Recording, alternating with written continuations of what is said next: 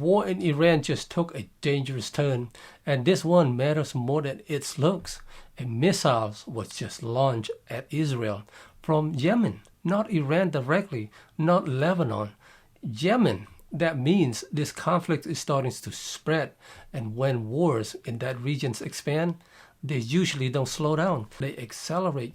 This isn't just another headlines.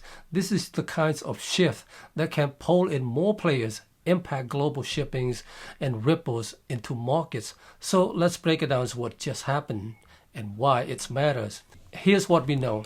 Israel defense systems detect and intercept a missile coming from Yemen. No damage. But shortly after, the Houthi movement, an Iran-backed group, claimed responsibility, and they call it their first operation. In support of Iran, that wording is key, not a one-off, a starting point. Until now, most of the focus has been on Israel and Iran directly, but this changes the structures. The Houthis have a history of targeting shipping in the Red Sea and launching strikes across the region. So this isn't just about hitting Israel, it's a message. They are showing they can open another front and stretch defenses. And that's why this matters, even if the missiles was intercepted, because in geopolitics, the first move changes everything. This now becomes a multi-front situation. Israel has to think north, south, and beyond. The U.S. has assets spreading across the regions that could be pulled into it. The more fronts that open, the harder it becomes to control escalation. Then there's the global angle. The Red Sea is the critical trade route. If threats increase there, even just the risk, you can see higher shipping costs, rerouted cargo, and pressures on supply chain.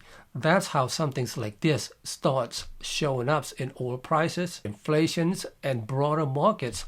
Now zoom out. The U.S. is trying to balance strength and restraint at the same time, supporting allies while avoiding a full regional war. But the realities on the ground is moving faster than the politics. Israel is striking deeper. Iran is responding. And now Yemen has entered the picture. That gaps between what leaders say and what's actually happening is where things tend to escalate. So what should we watch next? First, do the Houthis follow up? More missiles, more activities in the Red Sea? Second, do other Iran-aligned groups increase pressures at the same time? And third, how do markets react?